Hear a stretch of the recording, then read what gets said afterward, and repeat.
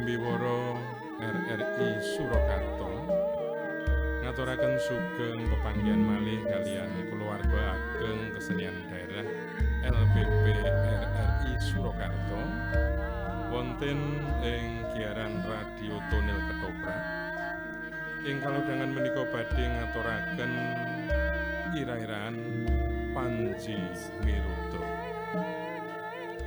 Dene para paraga ingkang badhe ngesahaken cariyos menika Prabu Lembu Hamijaya kaparagan dening sedherek Triharjanto SSN Kanjeng Ratu Maheswara katindakaken sedherek Tuti Retno Patih Haryo Nuraga kasariran dening sedherek Rusena Bagus Wijaya SSN Raden Haryo Prabu Gunungsari kaparagan dening sedherek Sanggita Setyaji Widyadharma SSN Tumenggung Debyoyuda kaparagan sedherek Timotius Dewadharma SSN Panji Ino Kertopati utawi Panji Putra kaparagan dening sedherek Ali Marsudi SSN Dyah Angreni kaparagan dening sedherek Fitria Trisnamurti SSN MSN Patih Kudonowarsa kaparagan dening sedherek Joko Sunarno Aris Purwanto Nyai Patih Kudonowarsa kaparagan dening sedherek Nining Wulandari SSN Prabu Lembu Hamiluhur kaparagan dening sedherek Kanjeng Raden Arya Sidik Surati Wibaksa Nagara SSN MPD Raden Panji Singo Brajanata kaparagan dening sedherek Wahyu Sabto Pamungkas SSN Dyah Ragil Kuning utawi Roro Onengan kaparagan dening sedherek Yohana Rosinta Krismas SSN Abdi Jarodeh kaparagan dening sedherek Joko Priyono SSN Abdi Prasanta kaparagan dening sedherek Joko Narno Sutradara penulis naskah saha pangebrak Ki Edi Ki Ngabei Edi Sulistiono SSN MHum Asisten sutradara sedherek Ruseno Bagus Wijaya SSN Penata iringan sedherek Sutikno Ahli Madya Penata suara montase sedherek Warsito Sakonco Kameramen sedherek Dani Rahmawati Pengarah siaran sedherek Topo Martatmo SSN Pengarah acara sedherek Gunawan Produser Ibu Dr. Anda Nini Widaningsih Koordinator KMP sedherek Muhammad Arifin SPD Produser pelaksana sedherek Aris Murtono SSN Pangiring Karawitan LPP RRI Surakarta Jangkep Kanthi Surawati sedherek Lastri SE sedherek Supini Rahayu so sedherek Reski Ainanda SSN Pangayom Kepala LPP RRI Surakarta Bapak Bambang Dwiana Esos MM Pamirsa Sutresna Budaya salajengipun sumangga kula dherekaken sugeng midhangetaken kanthi sukorna ing panggalih ngantos paripurna babaring cariyos Panji Miruta sumangga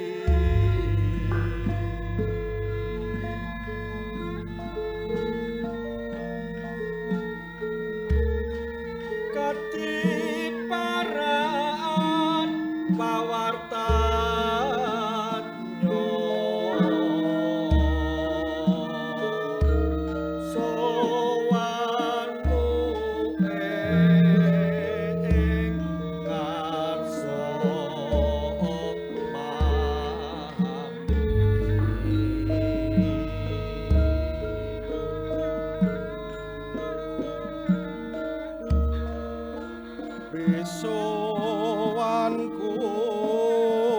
Lora Harjo boten langkung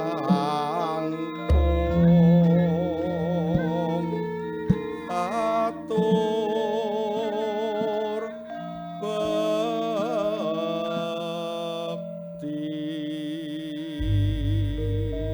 Iya, Kakang Patih Harya Nuraga, ndak tampa pangabektimu ora liwat pangestuning sun wae diage tampanana Patih. Kawula nuwun pangestunipun Kanjeng Sinuwun Prabu Lembu Amijaya.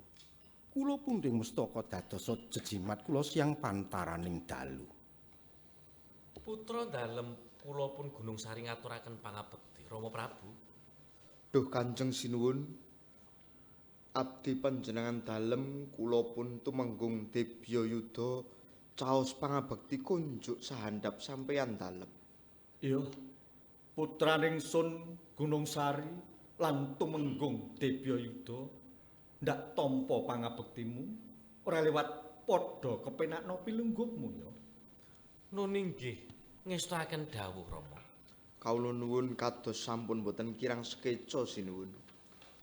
Garwa dalem kula pun Ratu Maheswara ngaturaken pangabekti sinuwun.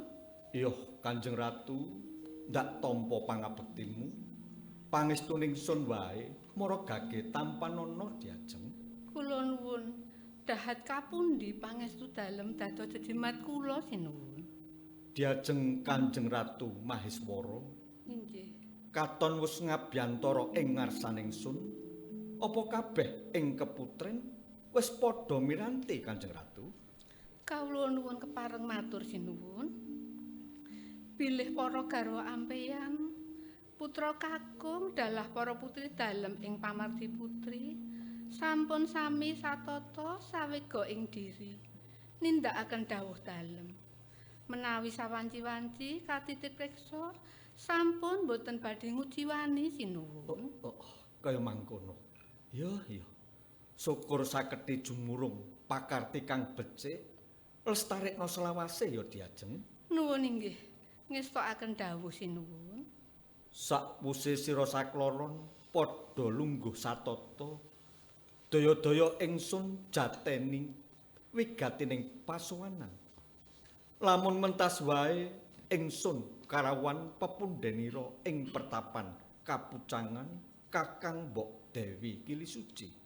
Wigatine angsung pepeling marang ingsun. Lamun enggal ndhaupake putraning sun Sekartaji lan pulunaning sun putra dalem Kakang Mas Prabu Lembu Hamiluhur ing Jenggala. Sebab bakal enggal dadi srana tumuruning wahyu kemakmuran ing tanah Jawa, Praja Kediri, Jenggala, Ngurawan lan Singosari. Duh sinuwun jejimat pundhen kula. Ambok bilih kersa dalem badhe enggal mantu kula sangat rumajang. Menapa ta kekiranganipun praja dalem ing Kediri menika nembe ndungkap jaman kencana.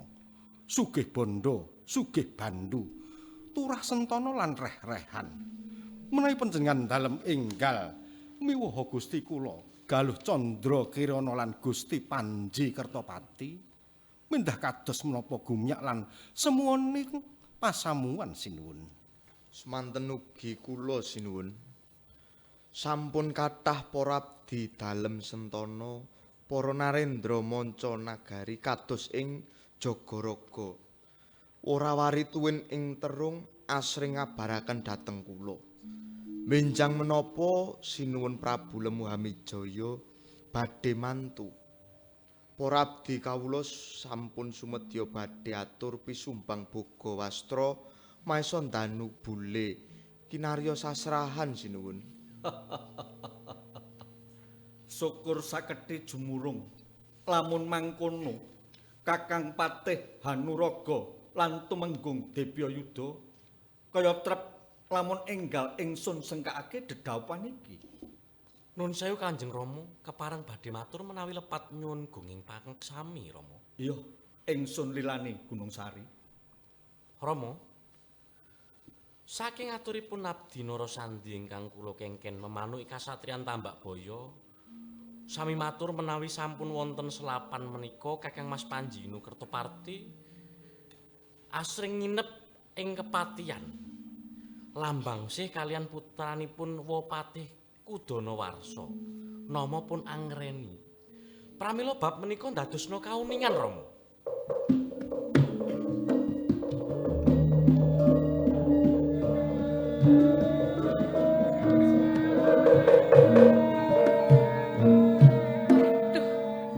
Kados pundi sinuwun, kok wonten lelampahan kados pekaten. Mesakaken sanget putra dalem pun Sekar Taji sinuwun. Waduh. Kaya sinambar gelap luput tinebak ing mong tuna rasaning penggalining sun kula. Apa baya para kadang Panji lan Kakang Mas Lembu Hamiluhur ora mituturi lekase Panji kang sisip iku Gunung Sari. Mendah kaya polaraning atine Mbak Yumu Sekar Taji yen nganti krungu lelakon iki. Yen kaya mangkono aja kesuwen. Selak saya ngombro-mbro lekase Panji Kertopati. Enggal-enggal sira ndak kongkon lumawat suwan wakmu Lembu Hamiluhur. Wigati matur lamun dauping Panji Putra lan Candra Kirana bakal ndak adaneni besok dina Soma Manis warsa kaping 9 wulan Kartika ngarep iku kula. Inggih, terang terwaca dawuhipun Kanjeng Rama. Kalian ana putra dalem nyuwun pamit tumuntun bidaling Jenggala Kanjeng Rama. Yo, putraning Sun Gunung Sari sing prayitna ngati-ati duga-duga digawa nastiti aja keri Gunung Sari.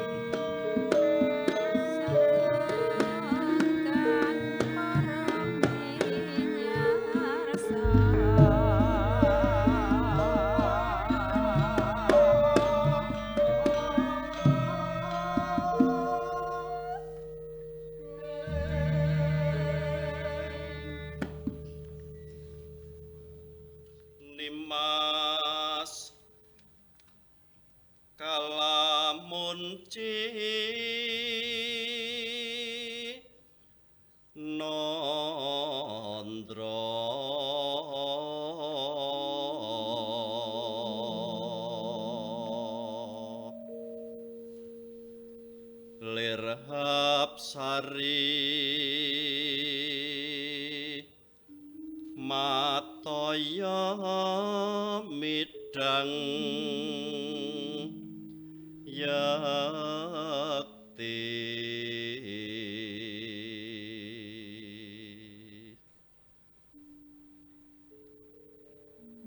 kelong malang aja cundung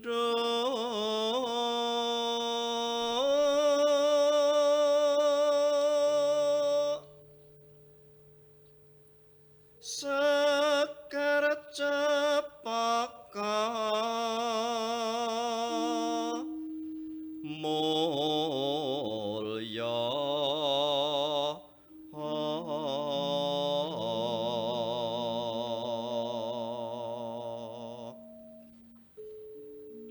yen ngandika hesmu mesem sepat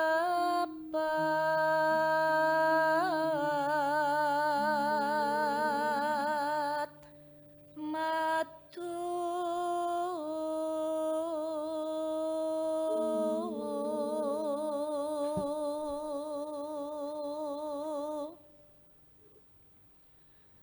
wong bagus hamara driya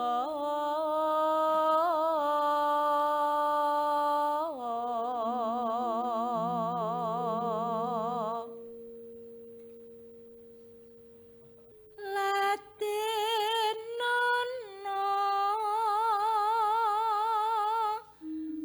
Branta mami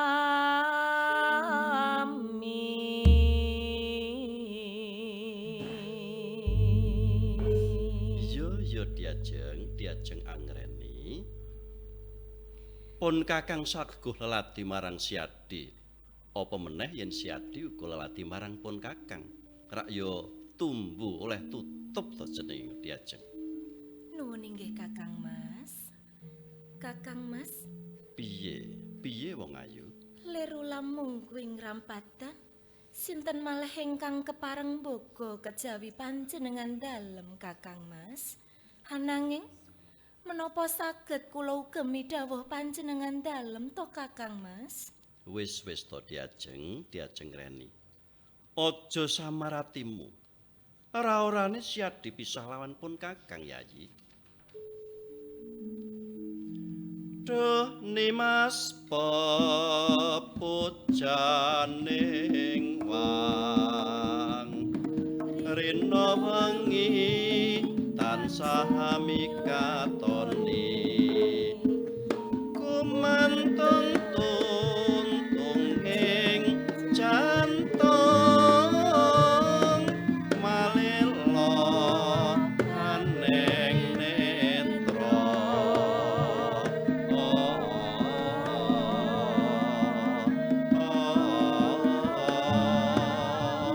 kegawangan linali saya katulung mukya langgeng cimating wan andon tresna nganti lalis.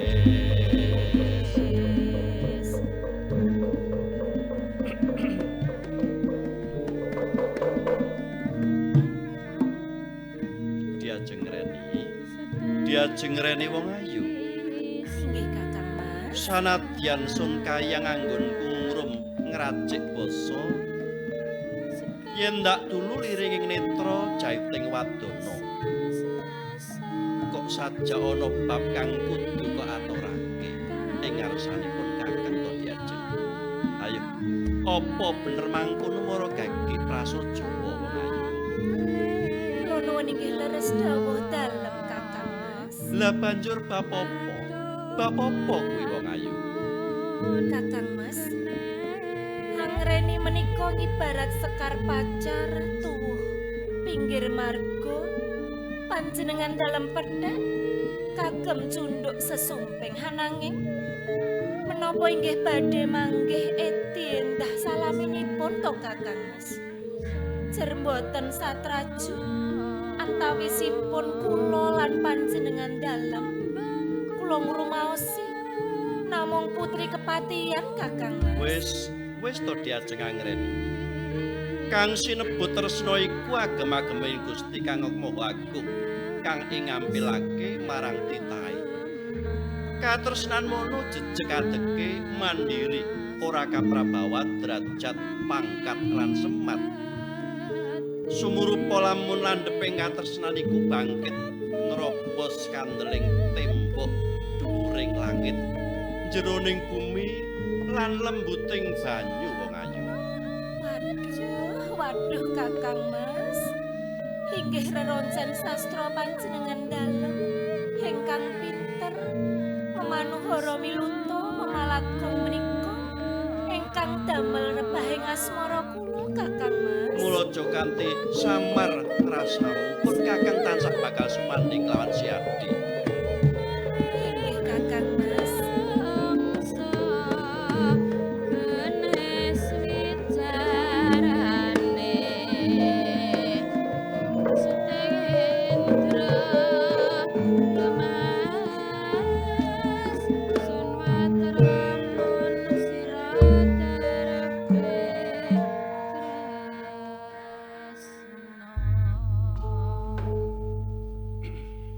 Sarawuhipun Paman Patih Kudonawarsa sekalian Ibu, kula ngaturaken kawilujengan Paman Patih lan Bibi.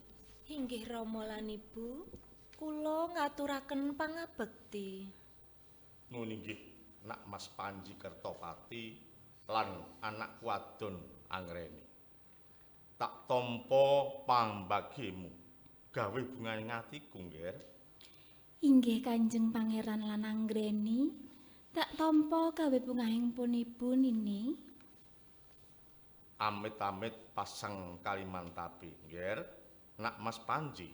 Nggih, dawuh dalem Paman.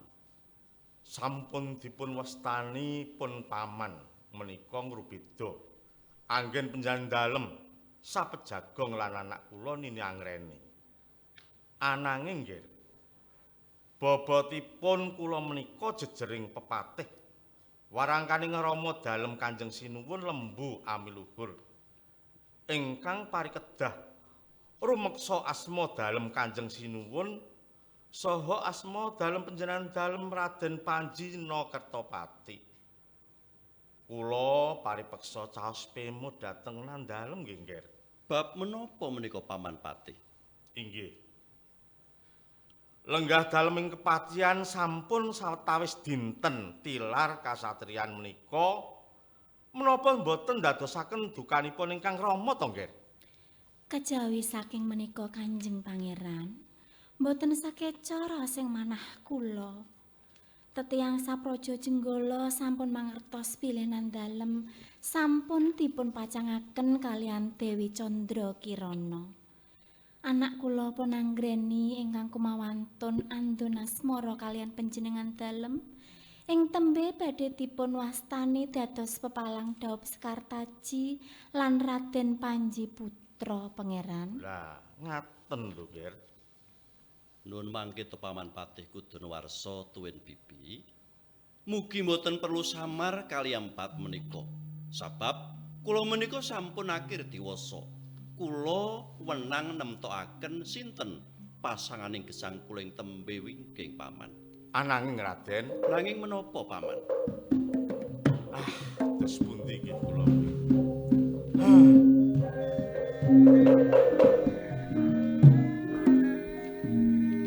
Mugi nandalem kepareng emut nggih, Ngger.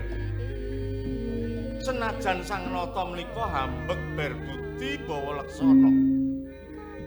Ananging dukanipun prasasat kobaring dawana ingkang saged brasta sinten kemawon. Boten mawas anak kadang garwa lan sentana, Ngger. Sampun Paman. Si Paman boten perlu samar jer ing Jenggala menika kula minangka pangkat Pangeran Pati. Pangos kula menika namung sangandhaping Rama Prabu Lembu Amiluhur. Bebasan kapalangan mlupat kadadongono kula bakal medhot. Kula tetep tresna kaliyan Diajeng Angreni Paman.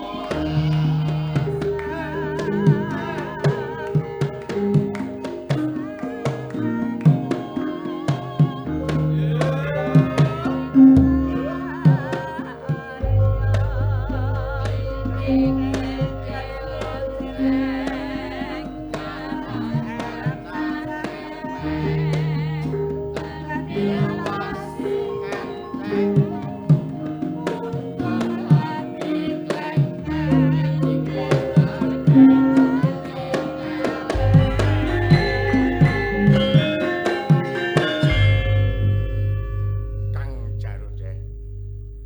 Iki Ana mau apa? gendinge apa to? Ini ana, ini ana, ini ana. Mosok nganggo basa ngono kuwi. Lha, Basa kok- Indonesia ini ana ini. Lha kowe ngrungokke apa ora? Krungu apa ora? Ana ini ana. Lah kuwi nganggo kaya Ana ini ana. Ana pini ana. ora ngono mau. Lha piye? Pentil asem calo. Ah, Kembang jambu karo. heeh. Piring godhong pinco. Pitik cilik jenenge kutho. Nganggo irama to. Ngene lho. Sing mburi mau piye? Tak cri. Kowe mau lan iki ngrungokno. Lah iya. Umpamane Ora patek cetha kok. pentil asem calo. Kembang jambu karo. Piting cilik kutho. Piring godhong jenenge pincur. Ngono lho. Omah cilik cakro. Heeh. Apa kuwi adahe njet cepuk. Heeh. Bulu nekok ndingklo. Terus Kethek ketek ireng. ireng jenenge munyo. Alah kok munyo kok noleh aku ki mangsamu. Lah kowe munyuk apa ora? Alah nek bab munyo lho, kowe tak bedhake peti ra iso kowe. Alah kok ngomong bedaan munyuk ki piye? Munyo kae to. Heeh. Nek menek tekan dhuwur, nek medhun apane sik. Ora ngerti kowe. Ayo nek mudhun ya sikile sik. Ora tau gatekke kowe. Buntute sik. Ora. Lah apa nih? Coba apa nih? Sirahe. Ora. Lah sing mudhuk apane sik? Sing mudhuk ya karepe munyuke rasa mbok gagas kok munyo ya. Kono arep mudhuk sikile sik ya kena, sirahe sik ya kena, buntute sik ya kena kok mbok gagas nemen-nemen. Ya ora ngono. Nek umpamane ning apa kethek kae nek kepengene mudhuk. Nek kepengin mudhuk mergane ngopo? Mergane apa? Ah, ayo kowe sapa? Arep pipisan. Ah, ya ora. Ndang apa? Ah, sapa neh? Mudhun gawa anu wawan kuwi. Ora. Ya apa? Terus? Nek kepengine mudhuk, Heeh. mergane mau wis menek. Oh nek menek terus mudhun. Terus mudhuk, menek ndur terus kesel. Kambil cilik blulo. Kambil cilik bluluk ngono to kowe ku. Wah, wis kuwi nang ngurungane gendak gaman ora tau. Wadah banyu ciduk. Wadah kambil cilik bluluk. Wadah banyu ciduk. Nah, tutup sirah kupluk. Omah doyong. Jerarep ambruk. Oh, ngono to. Kuwi sing ngundangke ki asline nek lagu nono nene kuwi. Kuwi sing ngundangke Kok kuwi Nene? Tayub. Oh, kuwi asline Tayub kok sejarah kok. Oh, gending tayub Oh, maune. ning nek Tayub yo nganggo kaya kuwi lho. Pari angetan bali ngulon paling enak sing alon-alon. Ngono kuwi. Ngetan paling ulon mae cedak ra ngampirke. Ora gathuk. Ora gathuk. Lah piye? Lah ngetan ulon tok ora diampirke. Kembang mati dironce-ronce, kene setengah mati kono ra piye. Ngono kuwi. Oh, kaya ngono kuwi. Oh, kuwi Tembok ting celoneh jare kapok njaluk meneh. wedhus nang kuburan, durung adus kok wis pupuran. Pini. Pini. Sing anu to, sing rada karo Rama to. Lah iya kok, ngono kuwi kok. Maman. Terus tuku kopi susu, ilang kopine kari susune. Susune diombe anake, wadahe nggo dolanan bapake trontong lho. Aku ki arep ngomong ki jane iki kowe arep bukan apa ana ki ra cetha ki. Trontong iki nyuduhanan anake. Lah iya. Parikan terus angele ram. Angele ram. Ngomong karo ki jan angele ra jam aku. terus. Heeh. Bab parian kuwi ngono. Oh, parikan lho, pirang pirang-pirang. Kembang lombok ingkle. Kuwi Kursi cilik dingklik. Bener. Asu cilik kire. Tempe tipe jenenge keripik. Ngono. Iya, kok kemen to kowe. Lah munggah parikan. Kimpul cilik ente. Kimpul cilik ente. Oh, lagune ngono ya? Iya. Oh, lah ora ditinting ya pingo. Wah, tak tintinge nganggo apa kowe ketintinge ora ora geduk mance. Heeh. Kartu Cina pete. Terus? Suweng cilik jenenge Ceplek. Pas to. Ngono. Ngono. Nganggo kuwi. Oh iya. Angel lho ngono kuwi. Wis angel nggon ngendi? Golek-golek tembunge ngono kuwi mau. Oh, lha mung goleki nang endi mau? Sing ngajari hari karo Jo Karun. Walah. Mau kena nek ngajari rak ya sisan sak gendinge, sak lagune, sak iramane. Kon diajari kok anu kopi susu ilang kopine kari susune kuwi megah aku jane. Ning aku ya seneng ngombe susu kok ya ora apa-apa. Wah, susu apa? Lah ya susu sing didol-dol kuwi to. Oh, apa nek wong dol susu ki? Anek nang nggon trontongan mula madahe susu di nggo dolanan bapake tronton. Ngono. Tronton ki montor sing gedhi kae. Montor gede tronton kuwi ada kuwi lho sing ditutuki tung ngono. Kae jenenge tronton ngono kae. Terus aku nek kelingan iki lho. Apa? Ndelokke sing do nyambut gawe ning kene iki lho. Kabeh-kabeh iki wong siji genah wis arep goleke bojo. Alah ora sing mikir kuwi, ngumet kok gendingan meneh. Mau ngumet kok ngombe obat. Jare wis dicepake gending tenda biru ngono mau. Nah iya, kupingmu pilek kuwi. Lha apa? Gamelan nyepaki yo engko dijaluk mengko.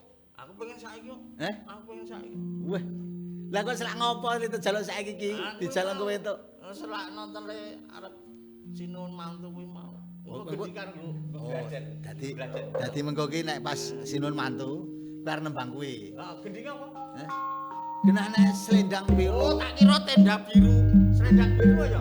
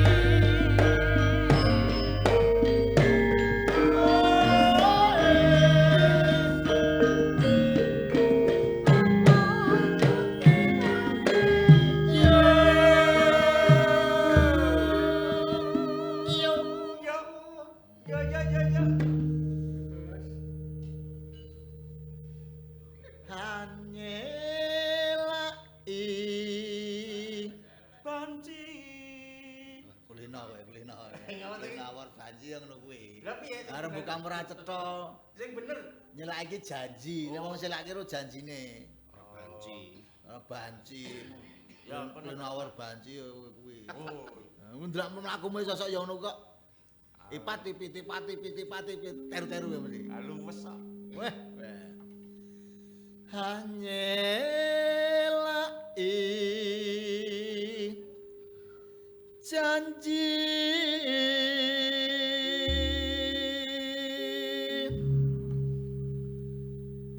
selendang biru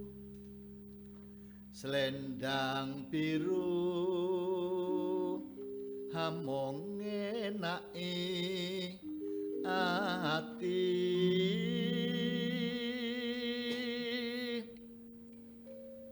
norap tekan batin setiamu. Pur. Ayo pur. Wong loro kok pur. Dan iki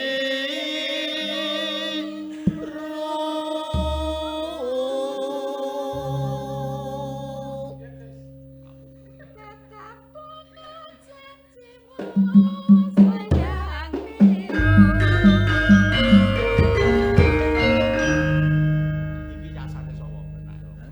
Pak Yasa ora melu. Yasane anu sing ngracik sapa? Racike kaya teh wae diracik. Sing gawe. Gawe apa? Kuwi mau selendang biru kuwi mau. Selendang gawe biru ya tukang tenun kuwi gawe selendang biru. Alah gendingane iku lho, Lek. Gendingan piye? Hah? Gendingane selendang biru ku mau sing gawe sapa? Kok gending kok digawe to? Ayo tak jak ning kolah ayo, tak bledeske kolah ayo. Kemropo aku? Kok nesu lho. Lah iya lho, aku ki kok tenanan kok. Sing repto. Saiki repto ki pindah dhisik omah cedhak nggonku ning kena setruk to. Terus pindah. Lah pindahe ning ndi? Pindah ning Kulon Kari. Ora toterke. Ora. Lah jarene setruk aturke kuwi ora ndek perasaan kowe. Iya, dadine repto kuwi pindah. Nah. Sing repto kuwi jeneng ngono. Ora. Sing apa? Sing apa? Sing nulis. Sing nulis gending ora sing repto. Ya gendang wis, gendang. Lah ya sapa kok aku takon. Ya wong. Aduh, kowe ngerti apa ora? Takono ngabehi. Ayo, nek sing repto selendang biru kuwi iki kiyaine. Kiyaine Semarang. Aja nyeluk kiyaine. Kiyaine iki tembung nek awake dhewe ning alas ketemu macan kiyaine. Nyebut macan. Lah nek ketemu kiyaine kletak kuwi kok muni apa wong ketemu macan. Nyebut nek ana ula nyebutmu oyot ngono. Oyot Jawa cekelen ra wis. Nek tikus Den Bagus. Ah tau lho tikus ning omahku kuwi aku anyel tak endrem mamatine sak nggon jebule gampang kok. Piye? Anak tikus Den Bagus saiki tikus ora ganggu kok. Oh ngono. Heeh, jebule njaluk dicolok Den Bagus. Ngono. Den Bagus tikus. Jadi ra percaya. Ora percaya coba lho. Ning omah sesuk ning omahmu kok kae tikus. Anak tikus liwat. Den Bagus liwat. Ora ganggu. Ora ganggu.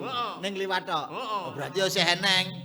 Ora apa-apa ora ganggu. Ora ganggu tikus ki ya wong anggere sing nek kowe kepen ra diganggu tikus, omahmu kuwi resik ana. Urip sing resikan. Lho, maksamu ya kowe karo aku kalah lho. Aku ki resikan kok. Apa-apa sadol kabeh. Lah kuwi resik barange. Nek sing jenenge bangsan kowe mangan nyiprat-nyiprat rono-rono, terus kowe senengane buang barang-barang sak-sak kuwi marake tikus kelasan ning omahmu ngono kuwi. Mulane omah iki diresiki, ditata, ben ora eneng kuwi mau. Tikus iki mergane ora seneng karo barang-barang sing resik. Ambon-ambon sing wangi iki ora seneng.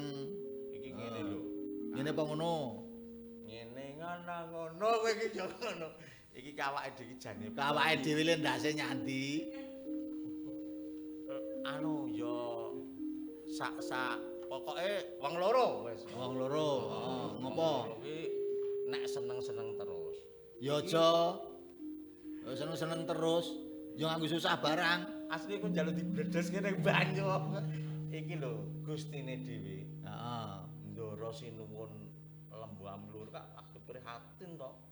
Nggagas putrane kuwi jeng Panji Asmara Tangi kuwi. Suara tangi tak sampluk lho ngono. Lha piye tenan? Panji Asmara Bangun. Oh, Panji Asmara Bangun. Panji kuwi gendera, Asmara kuwi tresna. Heeh. Bangun kuwi tangi ya bener to. Ya nek bangun tangi. Genderane Nek bangun para esuk nek tresna terus tangi. Oh, Panji genderane sapa? Asmara Bangun. Oh, lah rak ngono. Panji Asmara Bangun kuwi panjenengane kuwi rak gandeng karo putrane Gusti Patih. Lah ya ora apa-apa lah wong seneng kok. Oh, lah kowe ora ngerti to kowe. Ngerti nek ora ngerti apa teko kene. Matamu ki ya ora roh ya. Ya roh nek ora apa kowe kok Karepku ngene lho karepku. Karepku kok karo karepe wong loro wis ngono wae. wis gendang. Gendang piye dadi lali to aku. Dadi ya. Mulane wis tuwa ki rasane neka. Tak kandhani ya. Apa ndi apa? iki jangkane jagat iki wis ngandhake kuwi, wis kabeh ngerti. Nek dedhaupane Pangeran Inu Kertopati engko nek bakal kelakon dawuh karo Sekartaji. Aku negara papat iki bakal ayem tentrem, subur makmur tenan. Antarane Kediri, Jenggala, Ngurawan, Singasari. Kuwi bakal tentrem. Heeh. Lah nek kowe ora sida dawuh. Lah, malah cilaka. Iki ngene, piye to? Kanjeng Sinuwun iki lagi duka. Lagi duka. Si Kertopati karo Angreni kula kok nek weruh awake dhewe iki malah jogetan. Lah malah saya duka. wis engko aku nek roh cocok ra roh wae. Ah, nek ngono ayo saiki Tutuke gawean. tutup gawean. Ya, tutup gawean.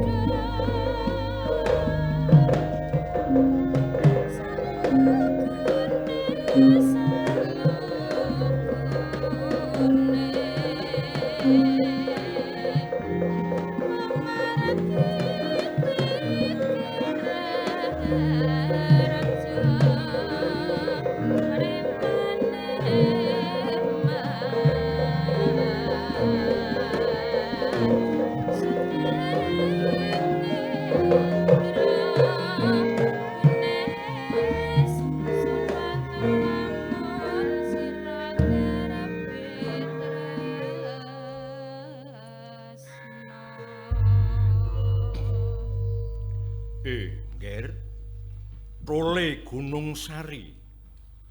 Durung sawetara sowanmu ana ngarsaning Punwa. Apa padha winantu ing Karaharjan, Ngger, Gunung Sari? Kula nuwun Kanjeng Wa Prabu Lembu Hamiluhur. Mundi pangestu panjenengan dalem niskala sowan kula mboten langkung bekti kula kunjuk. Wa Prabu. Ya. Ya, Ngger, wong bagus. Wis tak tampa gawe bungae Punwa. Ora liwat pangestuku mara diage tampanana Gunung Sari. Kawula nuwun Wa Prabu, Gurawalan pamundi kula ndadosa jejimat paripih kula, Wa. Dimas Gunung Sari. Kepenakno sowanmu ya, Di. Nun inggih Kakang Mas Brajanata sembah kula katur nggih Kakang Mas. Yo. Gawe bungae atinipun Kakang. Dimas Gunung Sari, kepenakno lungguhmu ya, Di. Inggih Kakang Mbok Ayu. Kancamu sapa? Olehmu mrene iki mau Gunung Sari? Lah inggih namung piyambakan to.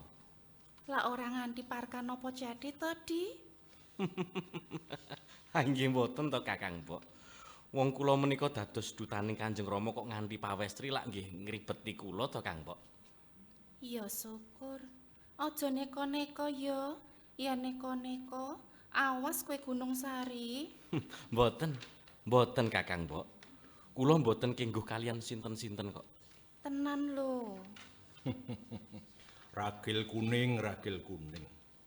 Sumeneo dhisik. Rama tak murba si Gunung Sari. Sajak ana wigati apa to, Ngger? Gunung Sari kusung-kusung sowanmu, sajak ana perlu sowanmu ing Jenggala iki mung dolan apa dikongkon bapakmu, Ngger? Gunung Sari. Inggih. Nun sewu Prabu. Sowan kula menika kautus Kanjeng Rama kinen ngaturaken kintaka. Kunjuk ngersa dalem wa Prabu. Lah banjur apa mungguh isining nawala, Ngger? Pangapunten kula mboten dipun wenangaken mangertos wa Prabu. Yen to kaya mangkono, mara diage aturna. Mungguh apa swarasaning kang layang iki? Inggih wa Prabu. Monggo. Kula aturi nampi nawala menika.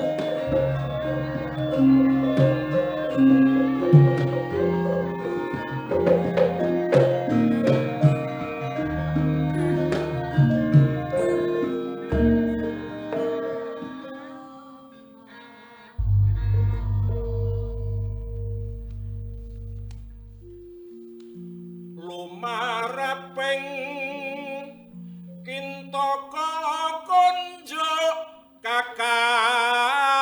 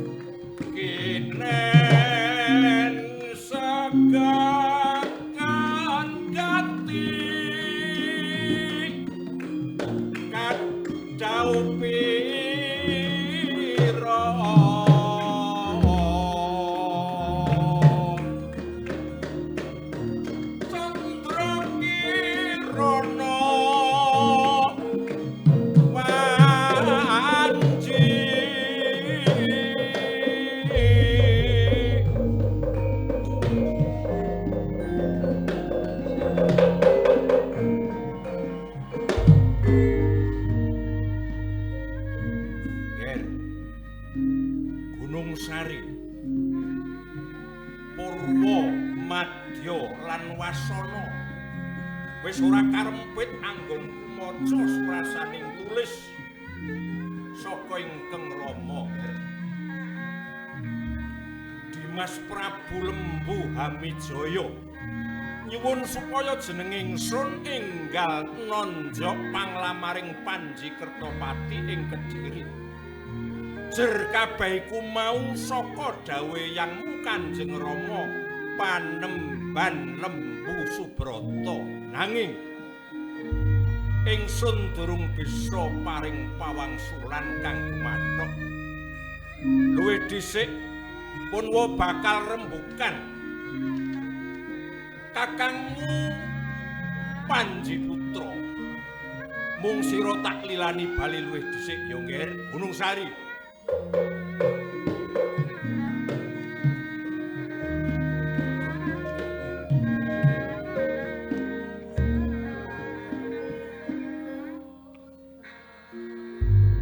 Inggih, Wo.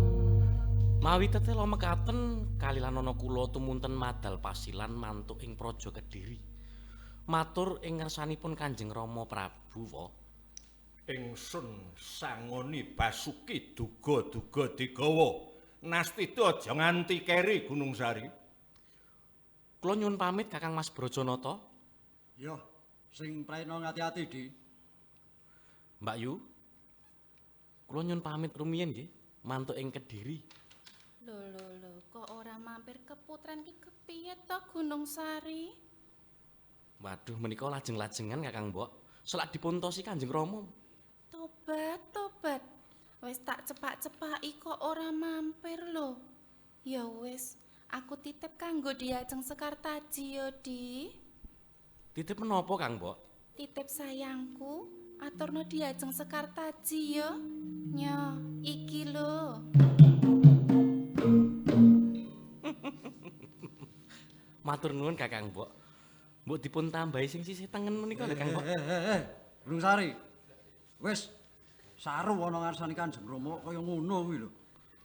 Ora usah gagas ragil kuning. Kono, dan lunga kono. Inggih Kakang Mas.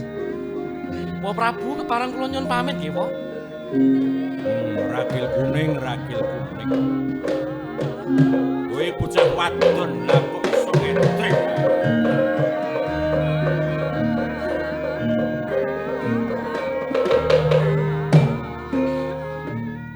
Ragil kuning, kowe iki wong wadon kok iso ngedrek. Kaya ngono ki kepiye? Alah, Rama iki lho.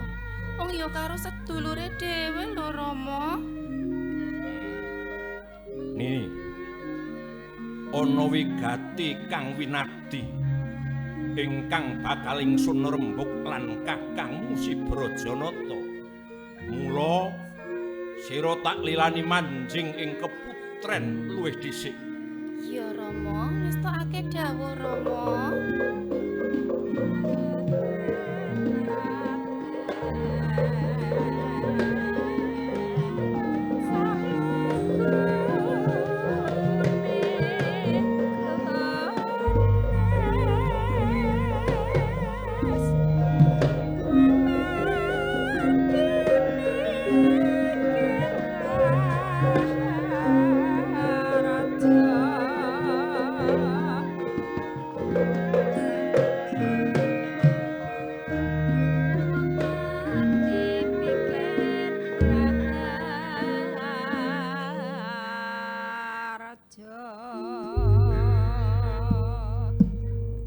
Nger, putraku Harya Brajanata. Wonten dawuh Kanjeng Rama. Apa wis ndungkap marang kersaning Keng Paman bab walgita ingkang kaaturake pun Rama iki mau, Nger? Inggih, Rama Prabu. Boten ketang capet-capet Kanjeng Paman Prabu Lembu Mijaya ngersakaken Dimas Panji Putra enggala kaudhapaken kaliyan Yayi Sekartaji. Pertitis aturmu, Nger. Jeneng ingsun mung kepengin mundhut palapuranira babakan adhimu si Panji Asmara Bangun, Nger. Duh, Kanjeng Rama. ewuh hoyo anggen kula badhe matur walaka. Lho. Lah sebabe apa? Putra dalem Dimas Panji ing kalenggan menika sampun wonten sedasa ari boten lenggah ing kasatriyan Parangjara, Rama. Brajanata. Lah terus ana ngendi adimu iku? Dimas Panji nembe kepranan kalian putri kepatihan yoganipun Paman Patih Kudonawarsa nama pun Angreni.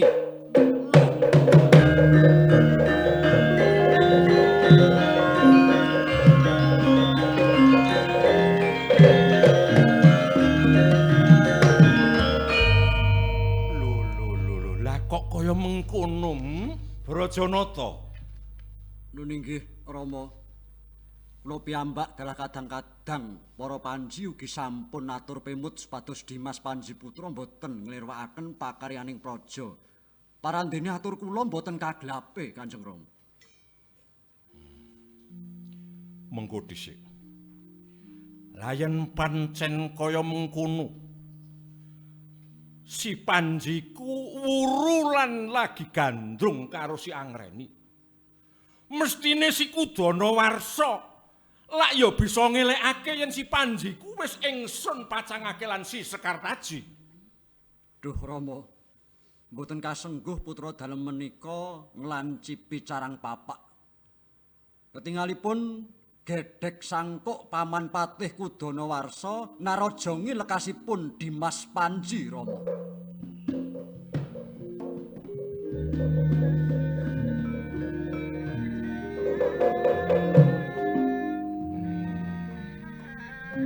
Yen mengkono wis minger keblate Patih Kudonawarsa.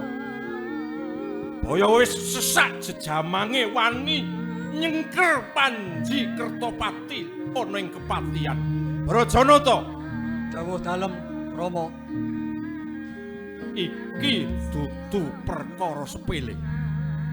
Lekase Panji putra andon asmara lan si Angreni wis nganti cilik keprungu gedene diweruhi pamanmu Lembu Mijaya bakale kriwikan dadi grojokan dadi perkara kang gedhe sisip sembire dadi paprangan ing antaraning Kediri lan Jenggala. Ger yen mengkono jeneng ingsun mundhut wisuane Kudonawarsa saiki uga.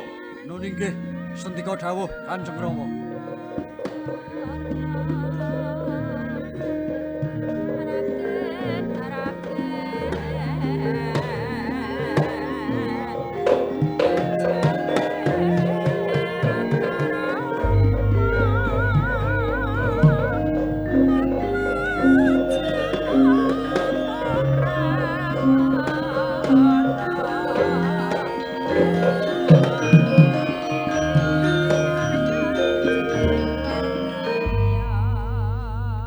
Patih Kudonawarsa. Inggih, dawuh dalem sinuwun.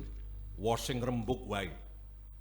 Jeneng ingsun wis ngawruhi lelakon kang dumadi ning kepatihan perkara wis sawetara putraning Sun Panji kekaron Sian lan Angreni anakmu. Mukal yen sira ora mangerteni kudanganing para sepuh bab bakal dedhaupane si Panji lan Sekartaji Patih Kudonawarsa. Inggih, sinuwun. Purwa Madya Wasana. Kula sampun mangertos bab menika. Kula mboten namung kekendelan kemawon sinuwun. Kula dalah Nyai Patih namung tansah caos pemut dhateng putra dalem. Ananging atur kula ingkang prasasat sak kranjang gambir boten dipun paelu sinuwun.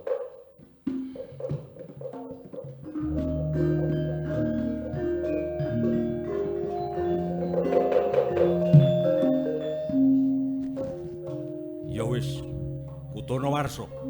Inggih kados pundi sinuwun? Yen tak dulu kepatihan Jenggala wis kebekan tunggak jati kemadoh lan witing ingas.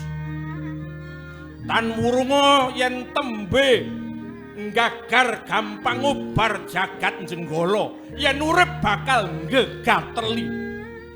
Mula Budana Warsa keris ligan agemaning Sun Kyai Kokop Getih iki mara golekna warangka saka Tunggak Jati Kemadoh ingkang mapan ana ing kepatihan Budana Warsa. Waduh, sinuwun.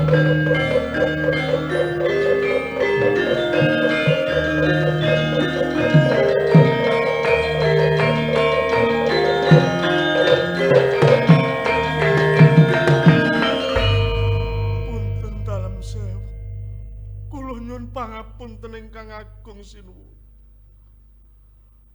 Inggih. Sinaosa mekaten kula menika namung abdi dalem. Paripeksa kula kedah ngestokaken dawuh sinuwun.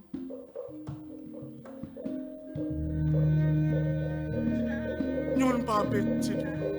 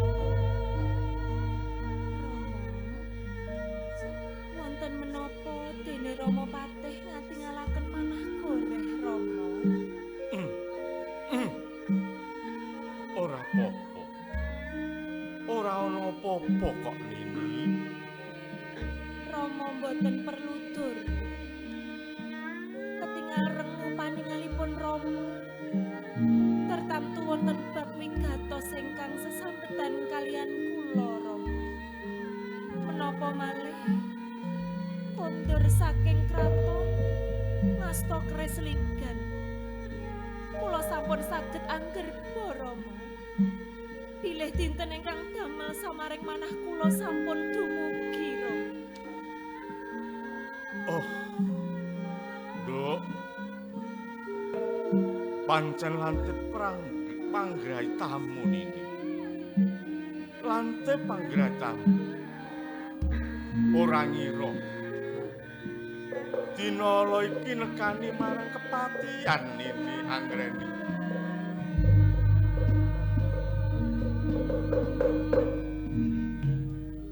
Engsun mundi dawing ingkang sinuwun. Misake tresnamu lan Kanjeng Pangeran Panji Kertopati, Ger. Ati bebanteng pejah kula, Rama.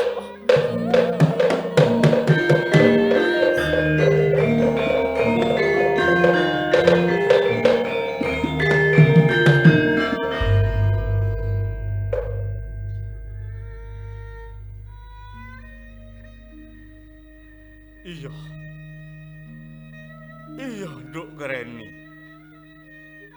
Ngreni.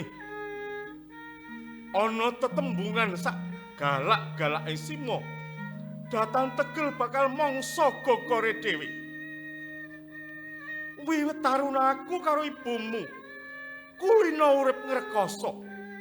Bot-bote mung arep mulyake uripmu anak wadon tur mung sawiji.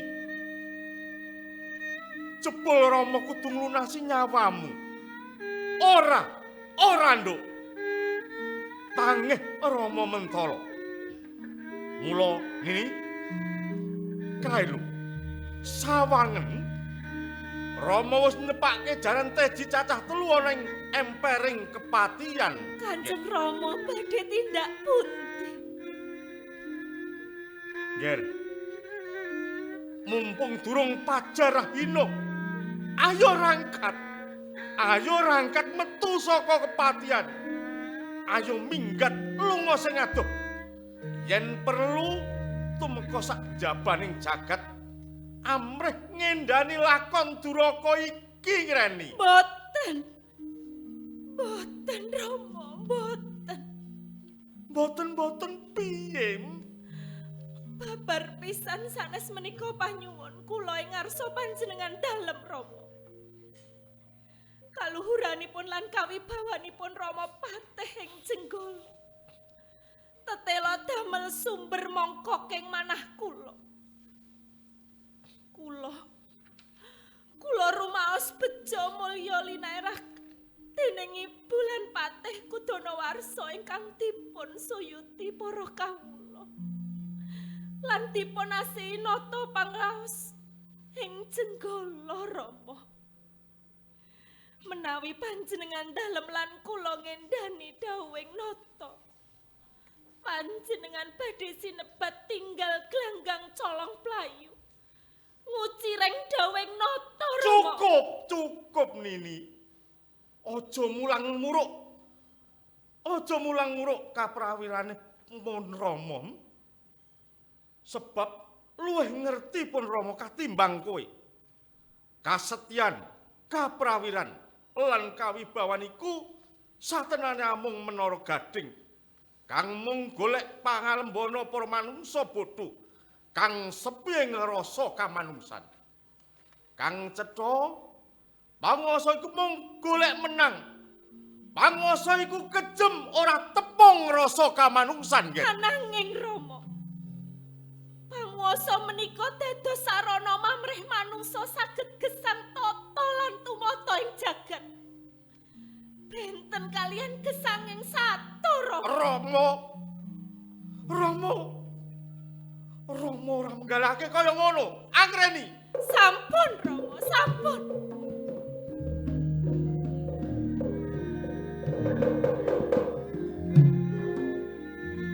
Sampun Rama. Boten perlu bebantahan meleh. Karepmu piye, Nger? Kula sanes wanita pedharaan ananging kula putra panjenengan dalem. Kula purun pejah murih kasugenganing Rama patih tuwin ibu. Murih tentreming negari jenggol. Monggo Rama, monggo. Aja. Sampun kula seblakaken dada kula. Kula mboten ajrih nampi pidananing sinuwun. Sepinten sakitipun tiyang pejah Rama. Namung kula nggadahi panyuwun Rama. Banjur apa panyuwanmu? Apa panyuwanmu, Nger, anakku ngreni? Mugi layon kula kakendangaken ing kelenging lepen brantas Rama. Terus apa sing mbok karepake kok dadak dikendhangake ana ing lepen brantas, Nger? Supados Kakang Mas Panji Asmara bangun saged lalih kalian kula Rama. Monggo Rama, kula sampun pasrah Rama.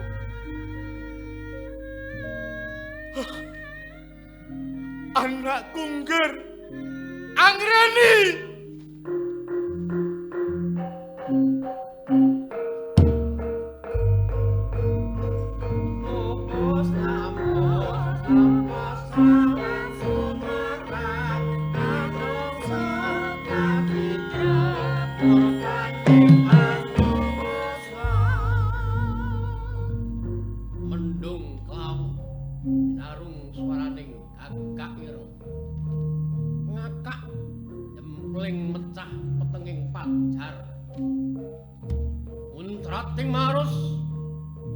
tiyang gondo mawangi. Antening tresna kang tinengkerem pangoso. Gondarum sumerpak mawangi ngepeki jagat roko. Kebarung uyung akak lakak-lakak. Uyuning para manungsa angkara kang wuru panguwasa.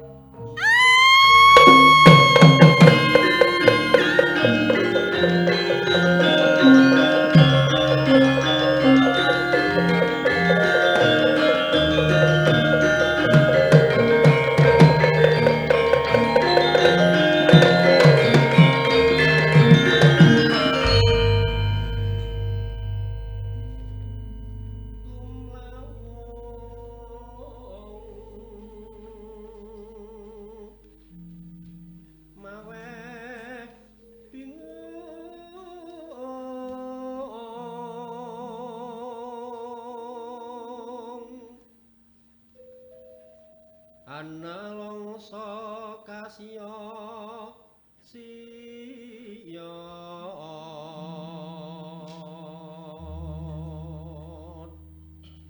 puput mantok pepuntoning tekad jatuh.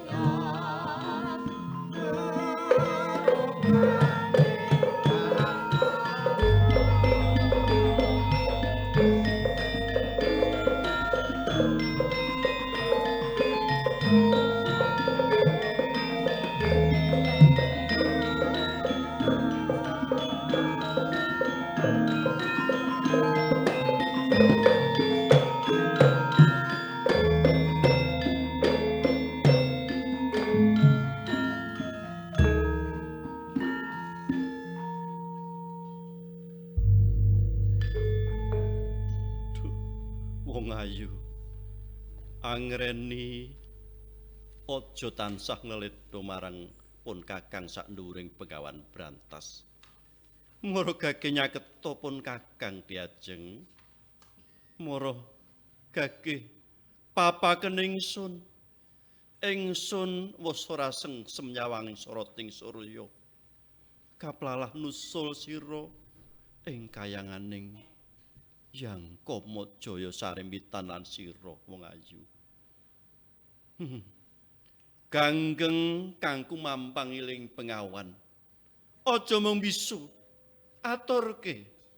Gage aturke pangurumku marang garwaning Sun diajeng angreni. Oh, ngreni. Kowe kang kentar layonmu anut ilining narmata. Wes tekan ngendi lakumu wong ayu? Ora bisa dirasani. Oh, jebul kowe teko. Kowe teko mrene wong ayu. Ngreni. Gage nyaketo marang pun kakang kene wong ayu ngreni. Aduh Nimas wilangan songolan kalih walasana raganing sun ingkang kata manhasmara amung sira tuing ngati gumantung tunging jantung yayi sekar pisang moyo sing rada tutut aduh yayi mustika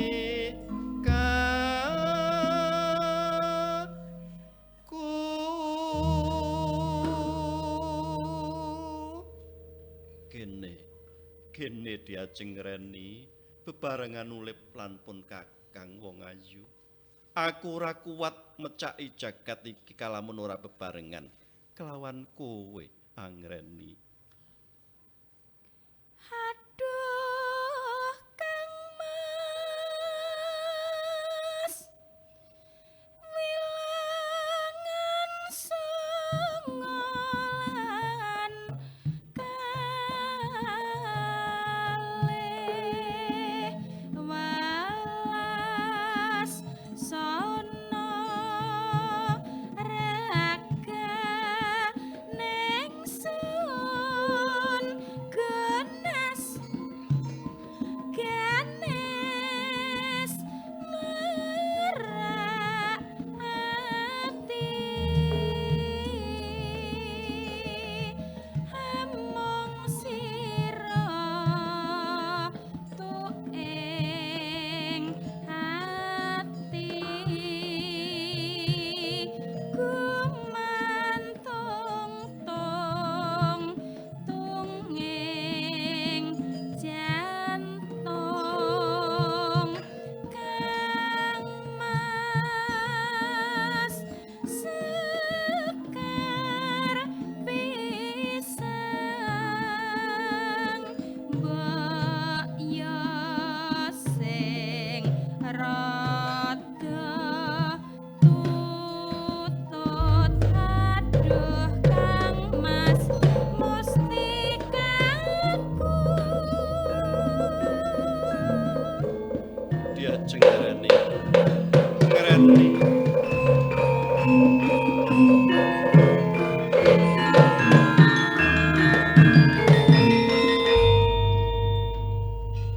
Duh Raden, mustikaning satriya Jenggala boten pantes. Satriya Sumbaga Wirutama kapiluyugrah tonen ing pinggir lepen Raden. oh jebul paman patih Kudonawarsa ingkang prapta ing papan mriki to paman Lho inggih Njeng Pangeran. tetela mrucut patuladan kula wiwit alit dhateng ndika paman patih Kudonawarsa Bab menapa menika Njeng Pangeran? wiwit alit kula sengsem dhateng kaprawiran lan kasudibyan jengandika ingkang gagah Birawa minangka pepatih ingkang jejeg wicaksana lan adil ngrungkepi bebener ananging pranyata samenika kula mangertos bilih sampeyan iku namung cecunguk ingkang karem dilati sukuning Kanjeng Rama Prabu lembu amiluhur paman Duh Kanjeng Pangeran.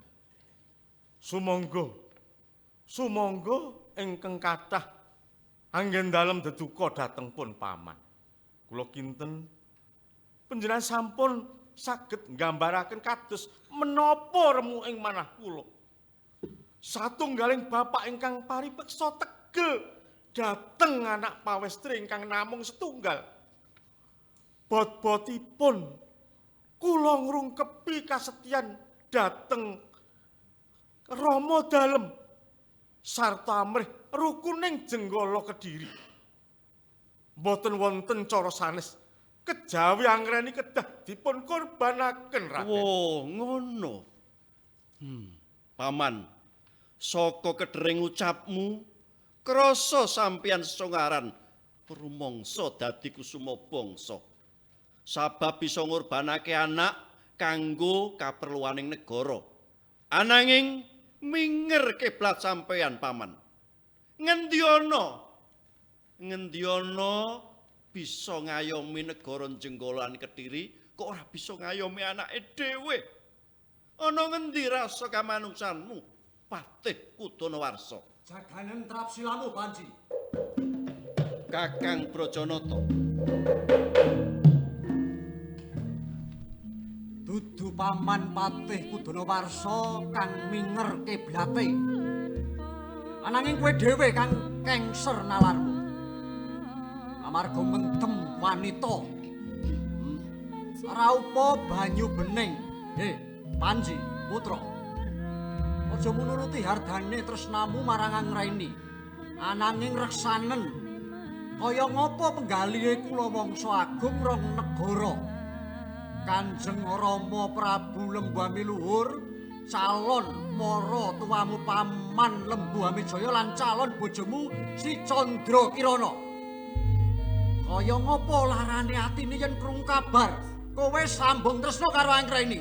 Cukup Kakang Brajanata. Jebul ora beda kaya Kanjeng Rama lan Kudonawarsa. Kowe uga kalebu manungsa wuru wengi sing panguwasa. Lan ora bisa ngregani sucining katresnanku lan Angreni, Kakang. Aku ora kuwawa duwa dawuh Kanjeng Rama kang dadi ratu Gustiku. Yen ngono kowe dudu satriya sejati kang wani mbelani bener lan adil. Pakartimu kan letek wis ditiru para menungsa. Akeh bawaan kang amung manut tanpa timbangan ing ati nurani. Senadyan mateni wong kang tanpa dosa, Kakang. Apa, Panji? Kowe sing kudu meneng. Yen saya akeh manungsa ngiblat marang Brajanata lan Kudonawarsa, jagat bakal koncatan adil, Kakang. Banjur karepmu apa? Karepku ngunah para satriya palsu kang koncatan kamanungsan. Bagus, Panji. Ilang-ilangan sedulur. Ayo, tak untapake nyawamu mring Bathara Yama. Ayo, ngutang siung ing Bathara Kala, Kakang.